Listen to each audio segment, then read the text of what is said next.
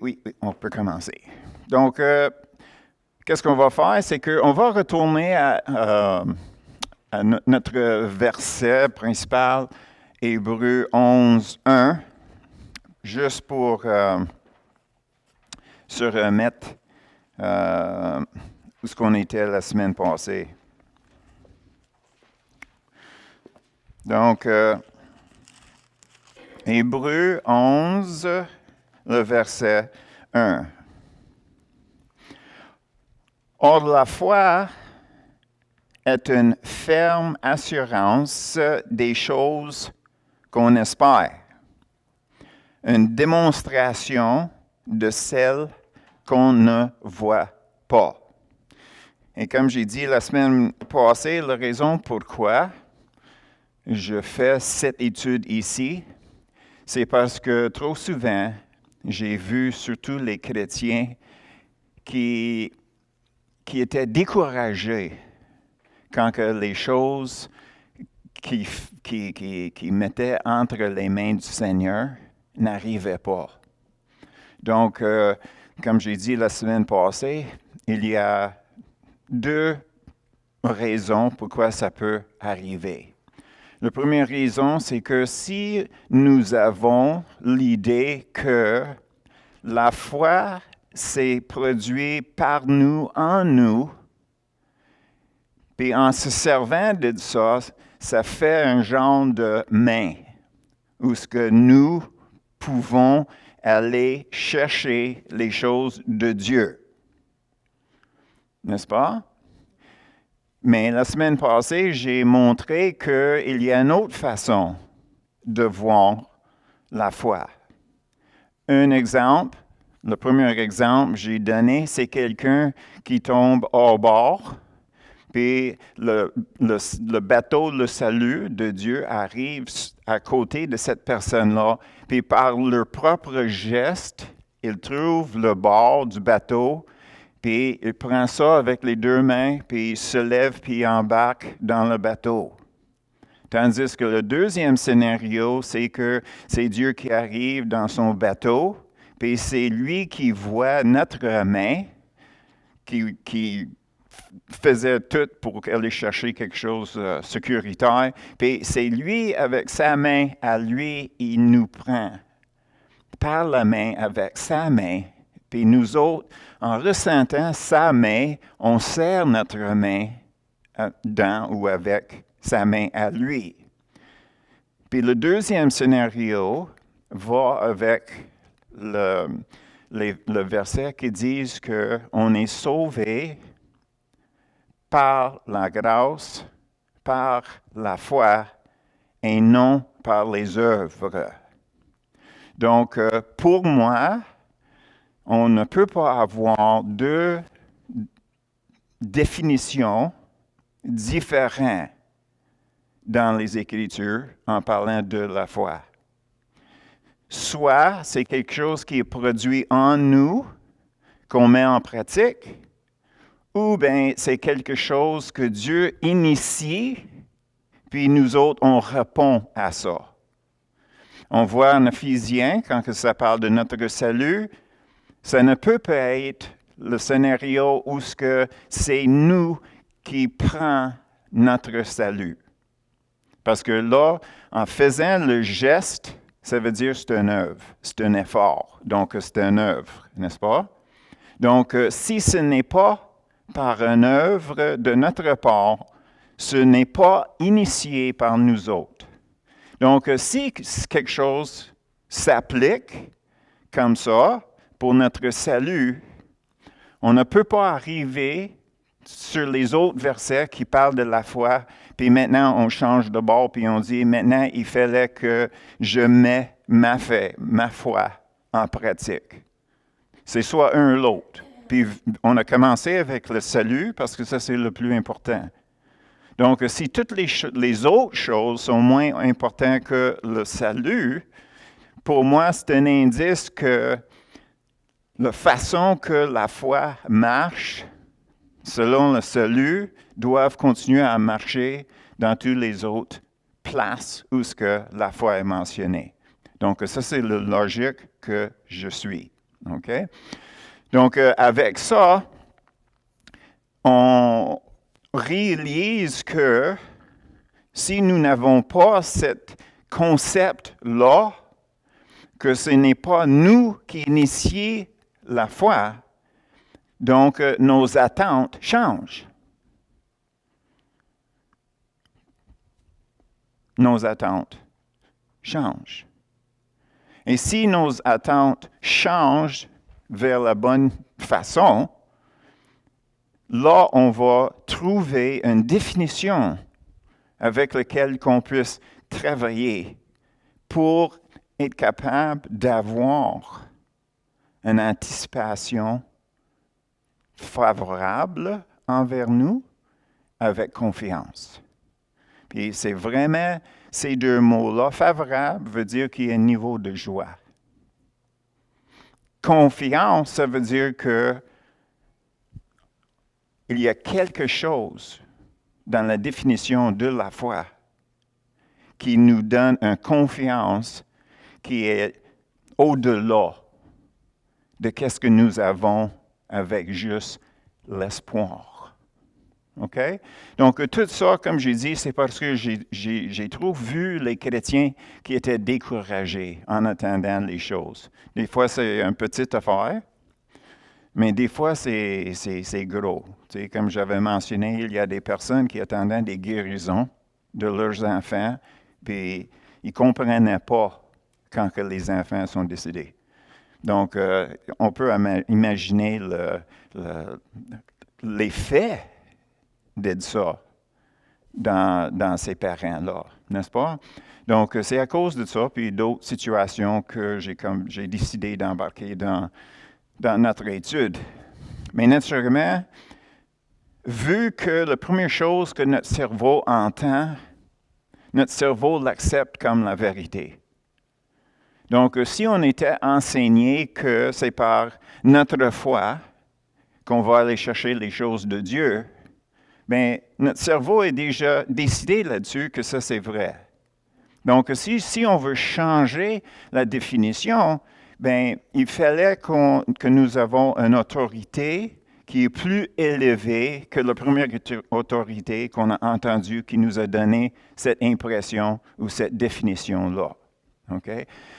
Donc, si on regarde ça comme long, c'est parce que quand on arrive à mettre notre foi en vigueur, après l'étude qu'on fait, on peut avoir la confiance. Puis on peut avoir la joie avec ce que nous attendons. OK? Donc, si ça like qu'on a pas mal des Écritures ce matin, c'est parce qu'on ne regardera pas juste des définitions. On va regarder les exemples, puis on va voir les petites nuances qui sont inclus dans ça pour trouver la terre commune dans tout ce qu'on fait avant qu'on embarque dans la définition de la foi, comment ça fonctionne, pourquoi ça ne fonctionne pas, c'est quoi les critères, si on veut. OK? Donc, on va commencer avec la partie en bas, où ce qu'on voit el piso. El piso, c'est le verbe. Et en dessous de el piso, on voit eis, epi et en. Si je dis j'espère, tout de suite, vous attendez j'espère de quoi, j'espère à quoi, j'espère quoi ou que. Donc, ça, c'est ce qu'on appelle des prépositions. Puis c'est comme une flèche. Donc, si je dis j'espère de, bien déjà, la flèche commence à apparaître, gagner. OK, la flèche pointe vers ça. J'espère que quelqu'un, OK, la flèche pointe d'une autre direction. Donc, qu'est-ce que nous avons ici, c'est les trois prépositions en grec. Parce que chacune, c'est une flèche différente. Donc, je vais vous donner qu'est-ce qu'on cherche avant qu'on regarde dans les Écritures. Comme ça, vous allez voir tout de suite qu'est-ce que le flèche indique. OK? Donc, qu'est-ce que nous avons? C'est que dans le ice, la flèche qui va avec le verbe espoir. Autrement dit, notre espérance est dirigée, Jean 5, 45 et 1 Pierre 3, 5, c'est dirigé vers une personne. Quand on regarde les Écritures sous épi, Romains 15, 12, 1 Timothée 4, 10, 5, 5, 6, 16, ces choses-là veulent dire que c'est une chose sur laquelle notre espérance repose. Le premier, c'est une personne. Le deuxième, c'est une chose. Quand on arrive au mois N, 1 Corinthiens 15, 19, qu'est-ce qui arrive, c'est que, ça c'est un exemple, si je vous dis que je suis un croyant, l'emphase est mise sur moi et non le fait que je suis croyant. Donc, la flèche pointe vers la personne. Je suis une personne de foi. Donc, la flèche pointe vers moi. Dans le premier cas, la flèche pointe vers une personne. Dans le deuxième cas, la flèche pointe sur une chose. Le troisième, la flèche parle plus de moi qu'une personne ou une chose. OK? C'est bien compris? OK. Donc, on va chercher dans Jean 5, 45 la personne sur laquelle repose notre espérance. Jean 5, 45.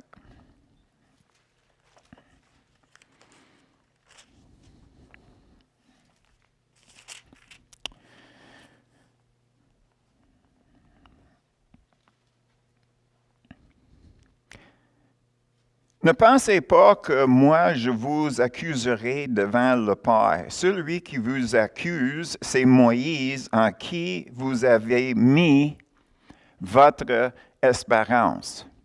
Donc, on voit ici qu'une personne dans les Écritures, ce n'est pas nécessairement toujours Dieu. Puis ça, c'est un exemple que les Juifs faisaient confiance en Moïse. Donc, c'est sur lui, la personne, reposait leurs espérances. OK? Puis on va regarder 1 Pierre 3, 5. 1 Pierre 3, 5.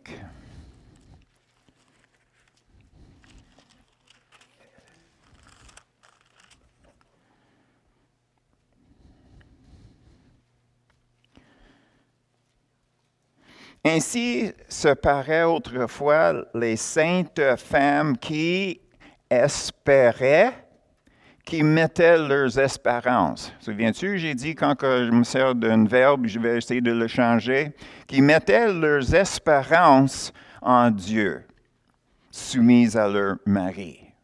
Okay? Donc, leurs espérances étaient fondées sur la personne de Dieu. Maintenant, on va regarder Romains 15, 12.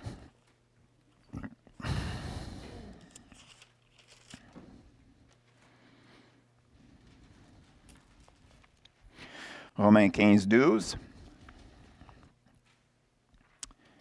Il sortirait d'Isaïe un rejeton qui se lèvera pour régner sur les nations espéreront en lui. Les nations mettraient leurs espérances en Jésus. Donc, nous avons Jésus et Moïse dans le premier cas.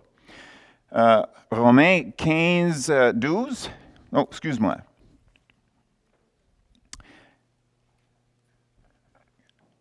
Pierre 3, 5, 15. On va passer à 1 Timothée 4, 10. 15,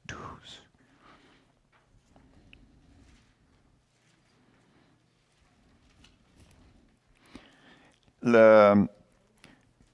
Je m'excuse, c'est un peu confusant, là. Je viens de donner Romains 15, 12. L'emphase sur un rejeton. Un rejeton. On sait que c'est Jésus, mais il reste quand même que le mot qui va là-dedans, autrement dit, oublie ça, on met ça de côté. C'est un peu confusant parce que les deux sont mêlés ensemble. Donc, on va regarder 1 Timothée 4, 10.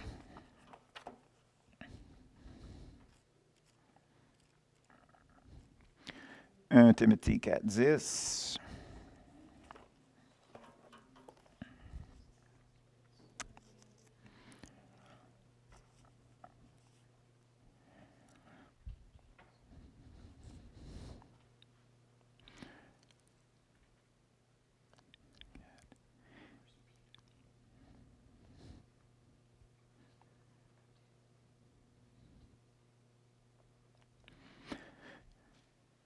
Nous travaillons en effet et nous combattons parce que nous mettons notre espérance dans le Dieu vivant qui est le sauveur de tous les hommes, surtout les croyants.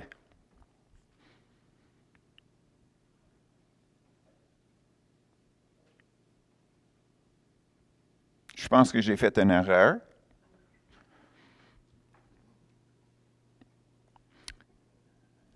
Donc, dans le Dieu, et puis...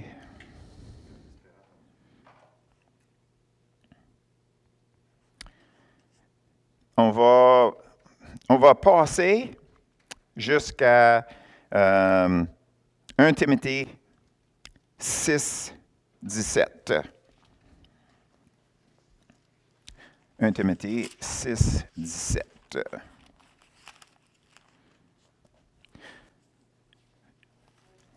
OK.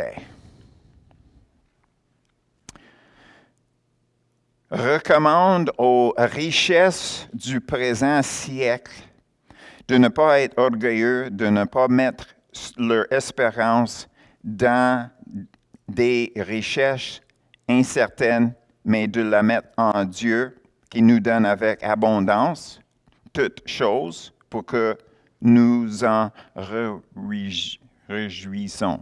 Okay? Donc, ça, c'est un bon exemple. Là. Quelqu'un qui met leurs espérances sur les richesses, c'est une chose. Okay? Je ne sais pas qu'est-ce qui est arrivé dans quand j'écrivais mes notes. Et puis là, on va passer à 1 Corinthiens 15, 19.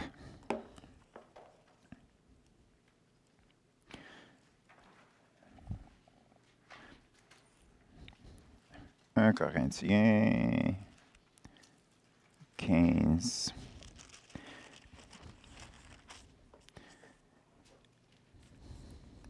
19.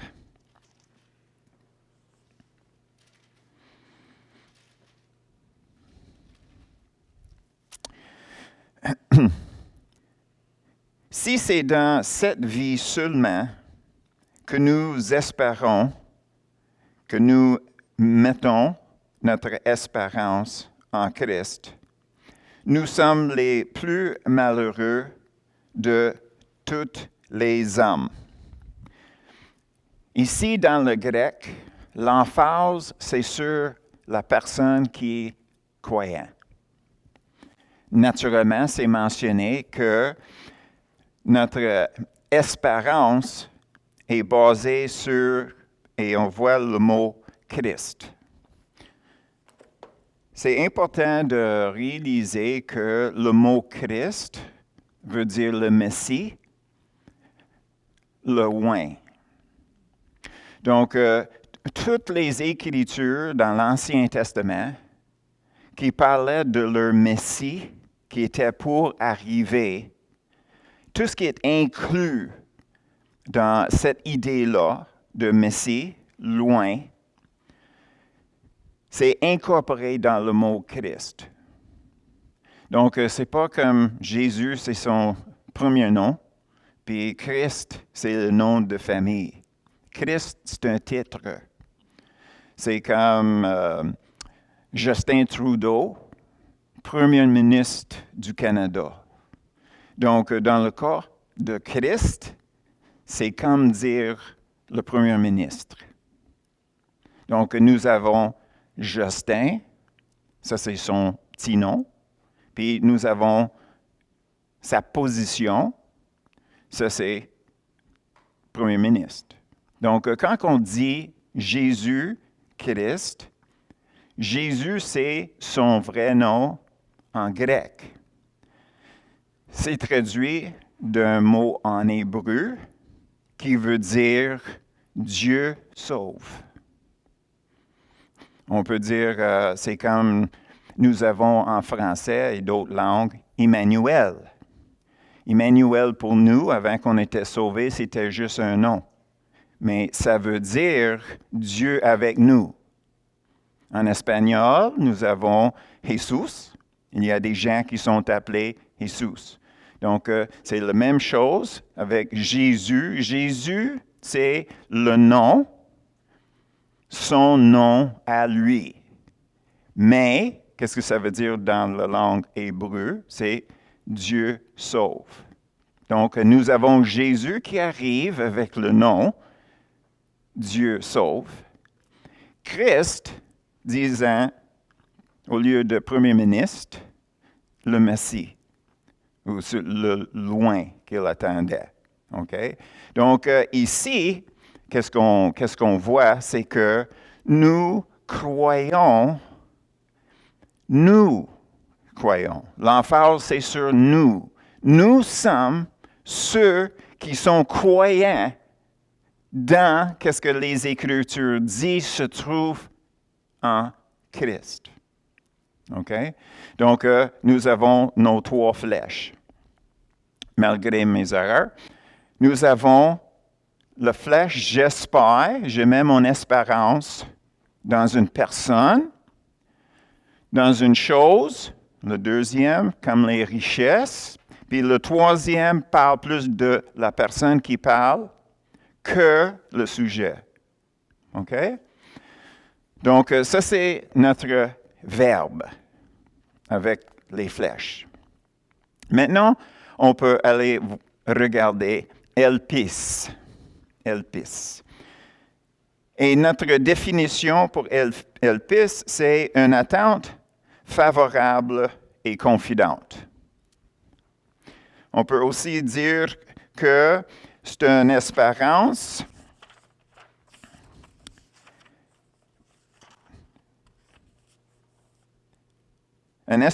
avec une expectation. C'est une anticipation. Donc, toujours, on attend quelque chose de favorable. Toujours, nous avons une confiance dans la personne.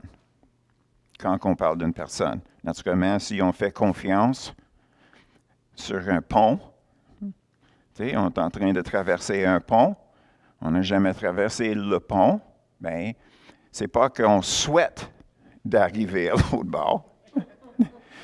Notre espérance, c'est que j'attends avec un résultat favorable et confident. Donc, je prévois que le pont va me soutenir. Ce n'est pas un souhait. Avec tout le monde qui est déjà passé, j'espère que moi aussi je vais traverser. Non. Je mets mon espérance dans les ingénieurs, les produits mis dans le pont et tout et tout. Donc, j'ai une attente favorable et confidente que je vais traverser sans problème. OK? Donc, ça, c'est notre définition à chaque fois qu'on regarde chacun de ces écritures-là. Parce qu'il y a juste, comme j'ai dit avant, là, il y a juste des petites choses à remarquer. Puis mis ensemble, c'est surprenant. Ça, c'est pour ça qu'on fait l'exercice. Donc, on va commencer avec Actes 23, 6.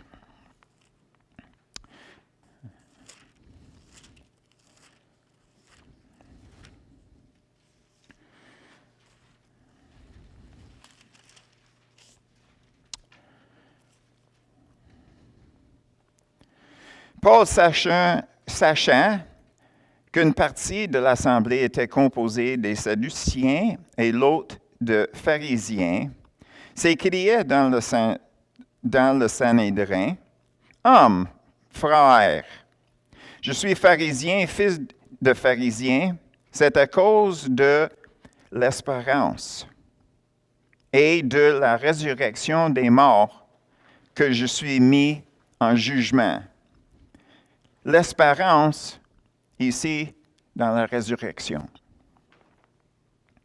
L'espérance. Est-ce que vous avez une espérance et ressusciter un jour? Oui. Oui. Okay. 2 personnes qui attendent, les autres attendent. Donc, ça, c'est une espérance dans la résurrection. Actes 26, 6. Actes 26, 6. Et maintenant, je suis mis en jugement parce que j'espère, ici, j'ai de l'espérance de l'accomplissement de la promesse que Dieu a faite à nos pères. Donc, ça, c'est les promesses de Christ. Mon espérance est basée sur les promesses qui se trouvent en Christ. Galates 5, 5.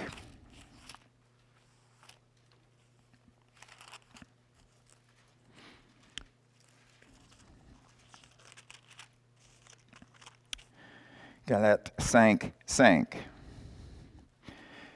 Pour nous, c'est de la foi que nous entendons par l'Esprit l'espérance de la justice.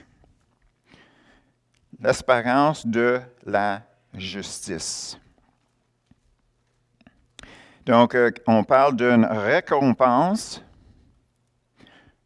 produite par Jésus en nous qui nous met en règle avec Dieu. OK? Ça, on a déjà fait l'étude sur la justice. Donc, notre espérance est basée sur, encore, qu'est-ce que Jésus a accompli, que nous avons la justice de lui en nous. OK? On continue. Colossiens 1, 23.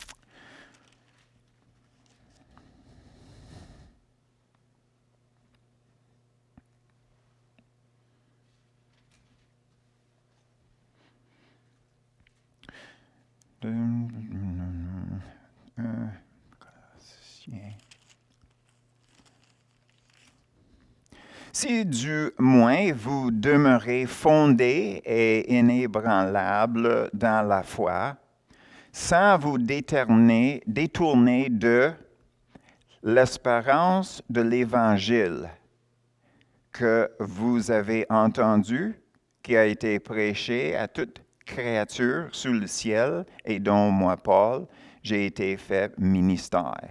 Donc, ici, notre espérance repose sur l'Évangile. OK? Ça, c'est facile à voir. On continue. Romains 5, 1 et 2.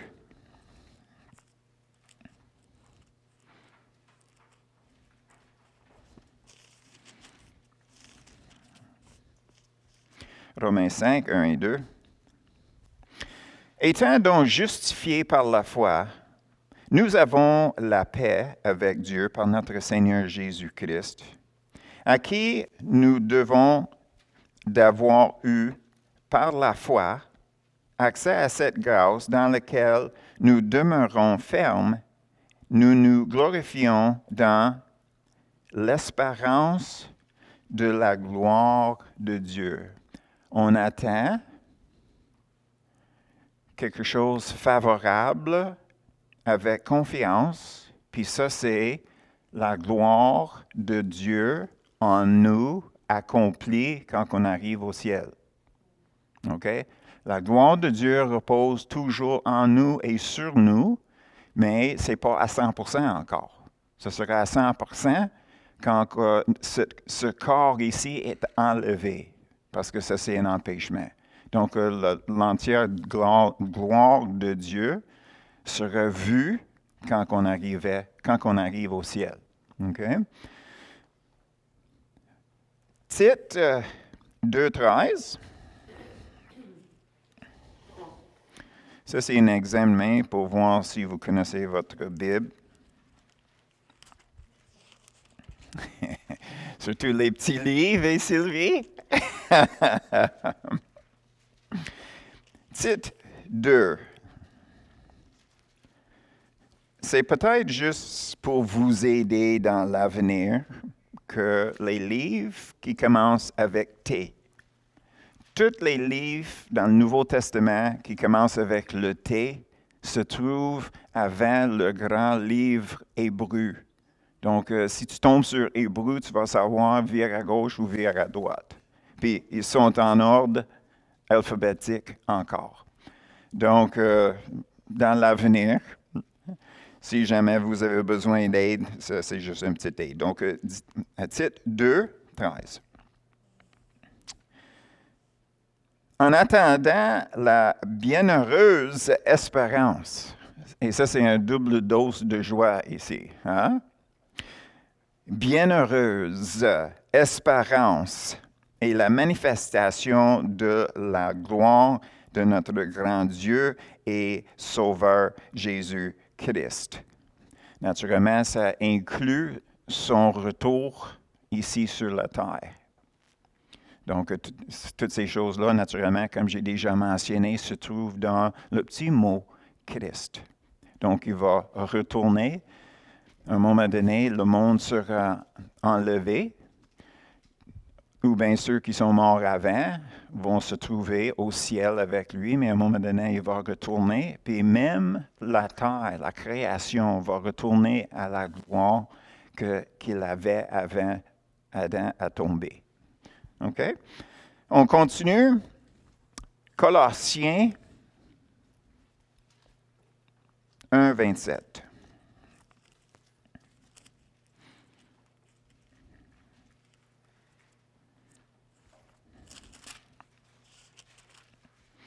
Colossiens 1, 27.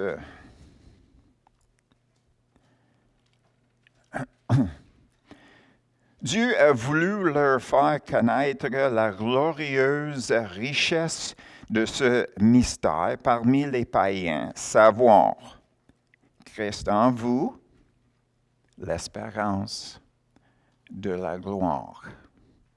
L'espérance, une attente favorable et confidente de la gloire. On continue 1 Thessaloniciens 5, 8. Là, tu peux mettre en pratique, trouver l'ordre alphabétique.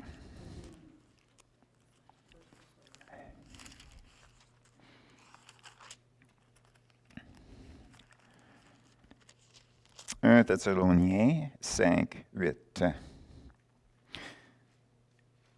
Mais nous qui sommes du jour, soyons sobres, ayant revêtu la cuirasse de la foi et de l'amour, et ayant pour cette casque l'espérance du salut. C'est un peu là. OK? Est-ce qu'il y a les drapeaux qui sont montés dans vos têtes?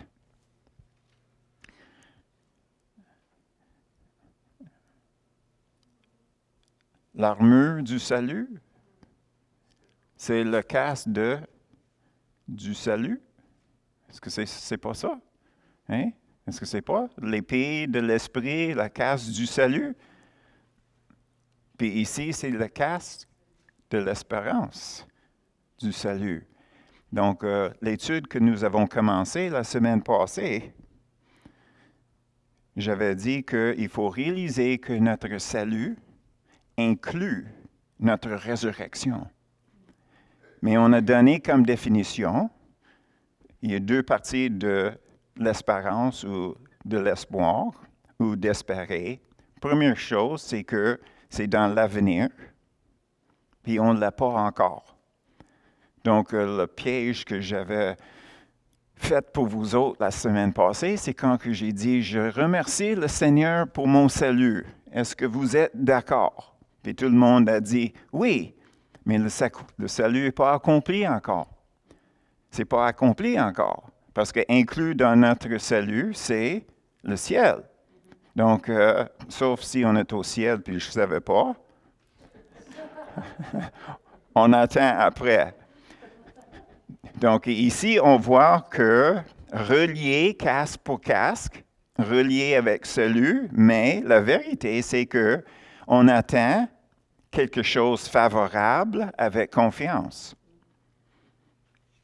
On continue? Ça, c'est 1 Thessaloniciens 5, 8. Maintenant, Éphésiens 1, 18.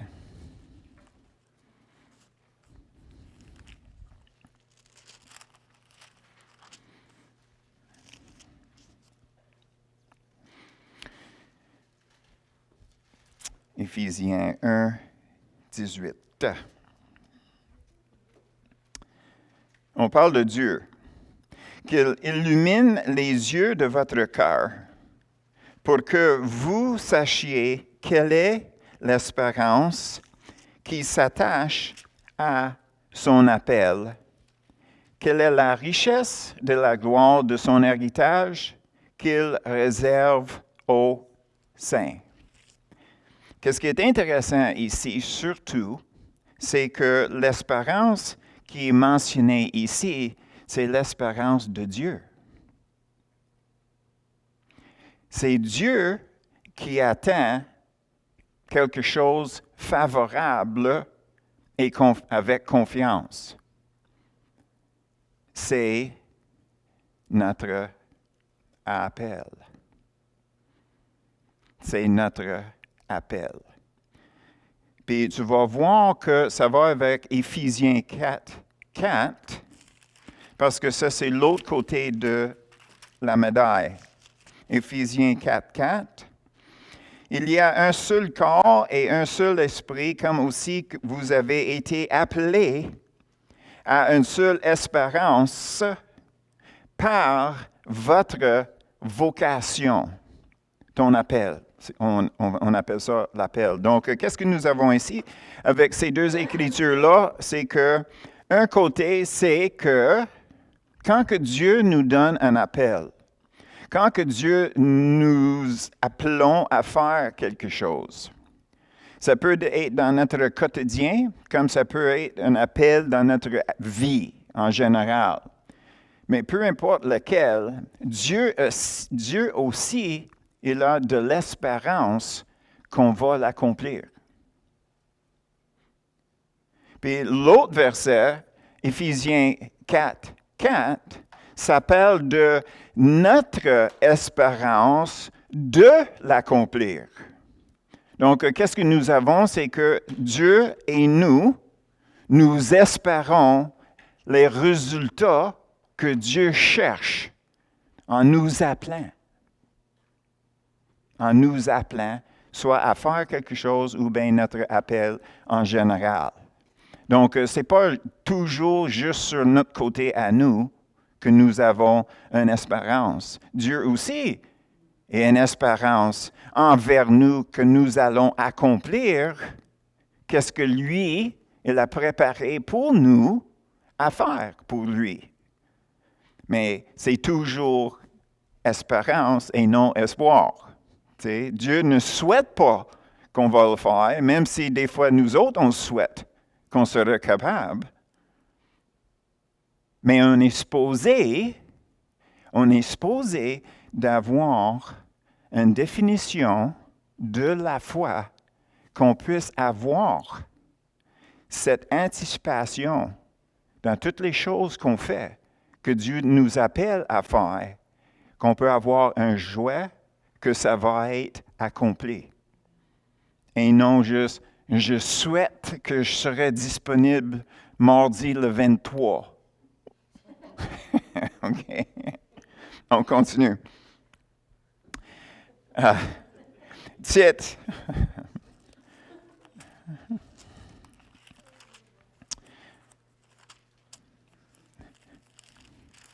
Titre 1, 2. 1, 2.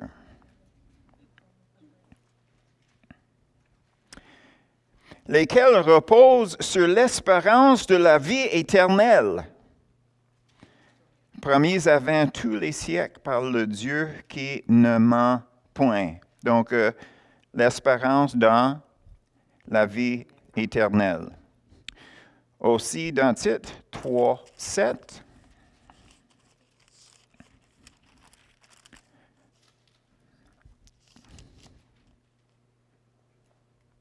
afin que, justifiés par sa grâce, nous devenions héritiers dans l'espérance de la vie éternelle.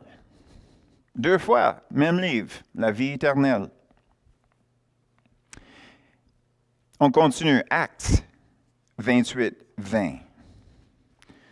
Ça, c'est quelque chose qui ne nous applique pas directement, mais vu que ça parle toujours de l'espérance, Actes 28,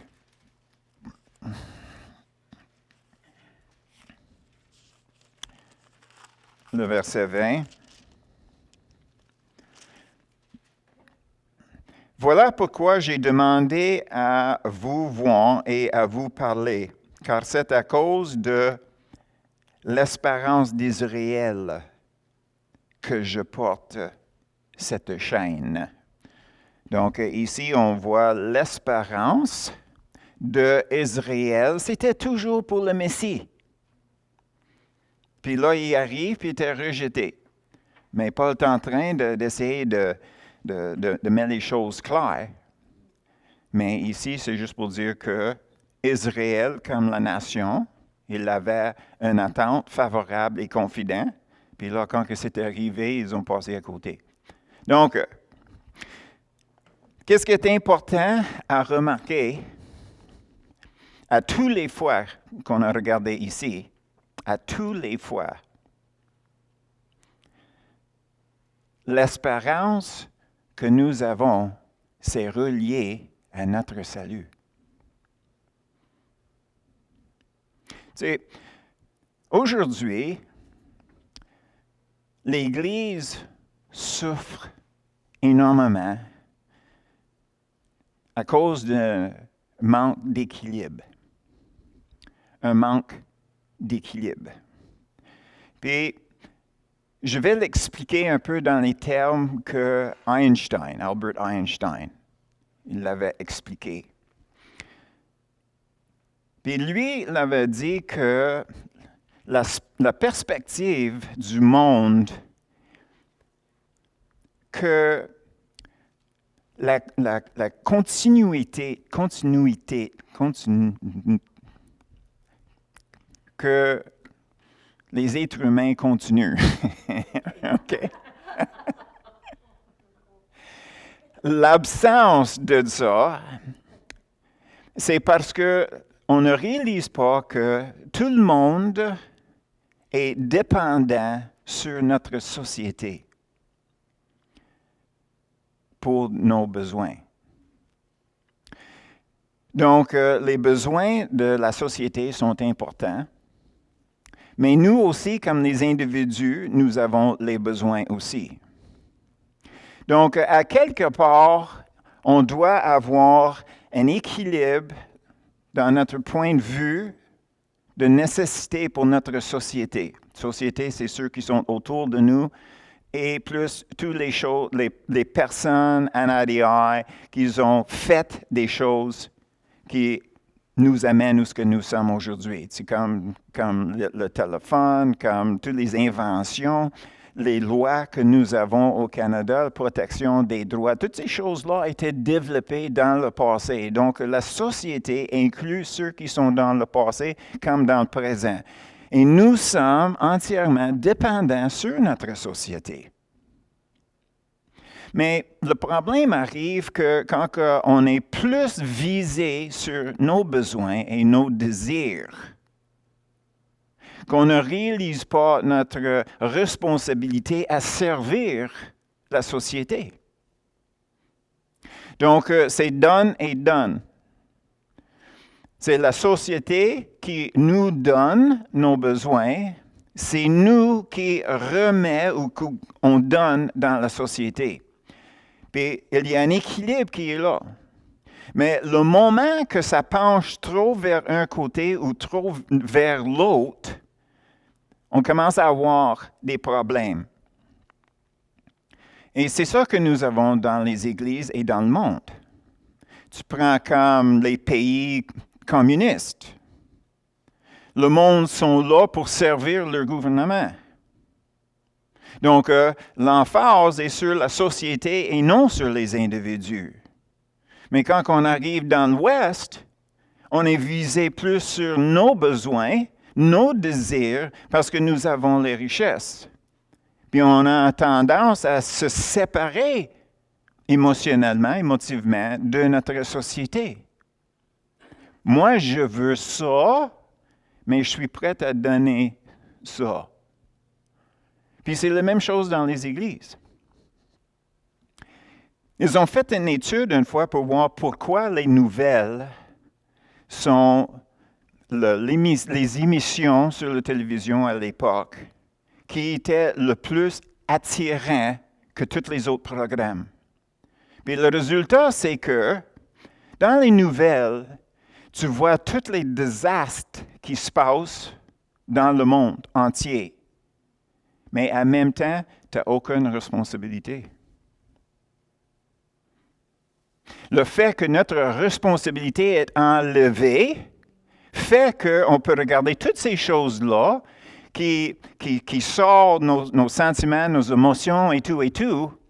Mais s'il avait à la fin de chaque clip un numéro de téléphone où ce que tu peux appeler pour aider dans le tremblement de terre à Guatemala, ou bien un autre numéro de téléphone, un organisme qui aide ceux qui étaient dans un ouragan, que tu peux contribuer. Puis chaque chose qu'on voyait dans les nouvelles, s'il avait l'opportunité à répondre, combien penses-tu du monde arrêterait de regarder les nouvelles? Parce que ça demande quelque chose de nous. Donc, on va arrêter de le voir. Mais vu que nous n'avons aucune responsabilité, on peut regarder les nouvelles puis les désastres, nous avons des sujets de conversation et tout, sans aucune responsabilité envers la société. Dans nos églises, il y a 10% du monde qui fait 90% de travail. Pourquoi? Parce que les chrétiens sont pareils. On arrive à l'Église pour recevoir, pour être là pour nos besoins. Au lieu de réaliser que nous sommes une société aussi. L'idéal, ce serait si tous les chrétiens, mettons, à Granby, se réunissaient, mettons, une fois par mois, une fois par 6 mois, une fois par année. Qu'on puisse rencontrer tous les autres croyants parmi nous. Donc, quand on passe quelqu'un dans Walmart ou sous la rue ou quelque chose, on va savoir, hey, ça c'est une personne qui appartient à ma société chrétienne. Donc, on aurait plus une idée du fait que nous appartenons à quelque chose qui est plus grand que nous autres. Puis on peut s'impliquer avec nos frères et sœurs, soit pour les choses dans une église, dans les églises, ou bien pour la société, parce qu'on est quand même dépendant sur la société autour de notre communauté chrétienne, n'est-ce pas? Donc, ça, c'est dans l'explication de Einstein, un peu qu'est-ce qu'on voit dans nos églises et notre société. Il manque d'équilibre. On ne prend pas nos responsabilités comme faux. Puis c'est la même chose avec les chrétiens. Tu sais, Dieu a écrit un livre pour tous les chrétiens, chacun et tout le monde, n'est-ce pas? Donc là-dedans, on est appelé de faire peut-être une chose en général, comme moi, un enseignant, mais en même temps, à chaque jour, comme chrétien, j'ai des responsabilités aussi. J'ai des responsabilités pour me garder en bonne relation avec le Seigneur, mais en même temps, je devrais avoir le même concept de responsabilité envers vous autres et envers la société autour de moi. Puis je pense que ça, c'est important parce qu'il était une fois dans ma vie que je me voyais comme juste un chauffeur de camion. C'est quoi l'importance d'un chauffeur de camion? Tu sais? Mais c'est parce qu'un chauffeur de camion appartient à une société pour servir dans la société. Donc, chacun de nous, peu importe qu'est-ce que nous faisons pour la société, c'est important. Aussi important que qu'est-ce que nous faisons pour garder notre foi. OK? Donc, c'est un peu à côté de notre étude, mais je reviens sur le sujet. Tous les exemples que nous avons regardés ici, dans les Écritures, c'était pointé envers notre salut. Dans le moment que nous, comme chrétiens, nous voulons notre salut et si on prend notre salut comme acquis, oui, je suis sauvé, oui, je m'en vais au ciel. Donc, maintenant, vu que j'ai le ciel déjà, bien, je veux et. Vous voyez? On est devenu matérialiste. C'est toujours pour recevoir, de recevoir, de recevoir. Pourquoi? Parce que nous avons déjà notre salut. Mais dans les Écritures, on devrait réaliser que si on avait juste, entre guillemets, notre salut, on devrait déborder de joie. Déborder de joie tout le temps. Parce que nous n'avons rien fait pour être sauvés. N'est-ce pas? Donc, c'est entièrement, totalement de la part de Dieu qu'il est venu nous chercher. Et si on pense que nous sommes des bonnes personnes, donc on devrait aller au ciel, non. C'est parce que Dieu est bon qu'on va au ciel. Donc, ce n'est pas la façon qu'on vit ici comme chrétien ou non chrétien. Tu sais, notre perspective est tordue. Donc, le problème avec les chrétiens aujourd'hui, c'est que tout le monde, ils ont leur salut. Ils sont convaincus qu'ils ont leur salut. Donc, j'ai mon salut, puis je veux en plus.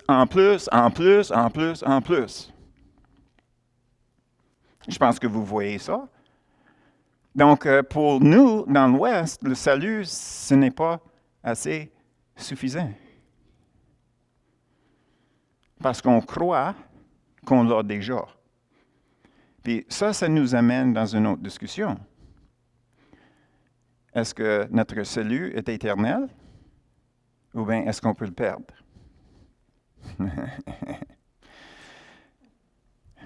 On va regarder les deux vite.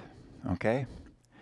La raison arrière, une fois sauvé pour éternité, c'est basé sur l'aspect que une personne avec qui le Saint-Esprit demeure, vu que le Saint-Esprit est éternel, va être au ciel ou avec nous éternellement. Si nous avons le Saint-Esprit, nous sommes éternellement sauvés. Ça, c'est l'idée. Donc, est-ce qu'on pense que tout le monde qui pense qu'ils sont sauvés vont être au ciel? Non. Donc, c'est quoi le hic dans leur chose? Le hic dans leur chose, c'est que tu peux accepter le Seigneur intellectuellement, mais pas dans ton cœur. Si ce n'est pas dans ton cœur que tu acceptes le Seigneur, tu n'es pas sauvé.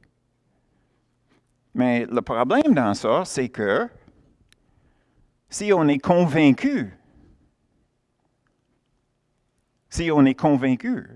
comment est-ce qu'on peut savoir si c'est juste ici ou c'est ici aussi?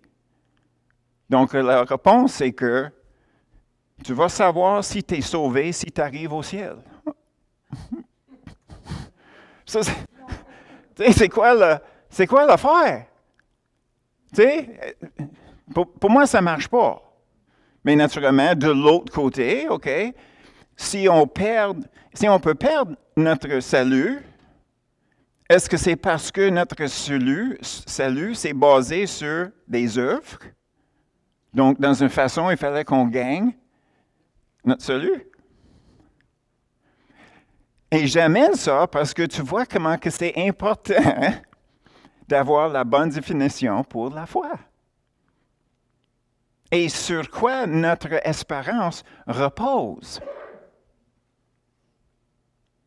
Donc, si on réalise que le salut vient de Dieu, c'est lui qui a éteint sa main. C'est lui qui voyait notre main qui promenait en l'air. C'est lui qui a pris cette main-là. On ne devrait jamais oublier qu'on se noyait. Jamais, jamais, jamais. Et si notre approche envers Dieu, c'est basé sur ça, les chrétiens aujourd'hui auraient une meilleure réponse à qu'est-ce que Dieu nous appelle à faire. Puis on aurait une grosse dose d'humilité. Nos attentes envers Dieu, c'est hors proportion. Notre perspective envers Dieu devrait être, j'espère, je souhaite que je peux accomplir qu'est-ce qu'il me donne à faire aujourd'hui. Mais vu que je le connais, mon espérance est devenue une espérance au lieu d'un souhait. Parce que si je reste à l'écoute, puis j'attends après lui, si je ralentis ma vie, mes désirs et tout, pour le mettre numéro 1, premier dans ma vie, je sais que je l'ai accepté dans mon cœur. Donc, nous sommes justifiés à croire qu'on va au ciel. Mais le moment que nos désirs rentrent dans notre salut, c'est comme le salut diminue, puis les choses qu'on veut augmentent. Et on perd l'équilibre dans ça. Donc, la semaine prochaine, avec ça, qu'est-ce que on vient de faire aujourd'hui puis la semaine passée, dimanche prochain, on va vraiment rentrer dans qu'est-ce que Dieu voulait dire dans Hébreux 11, 1. Et dès là, on va regarder non juste la définition de la foi, mais on va aussi regarder l'Écriture qui disait, si tu avais de la foi comme un grain de moutarde, tu peux faire.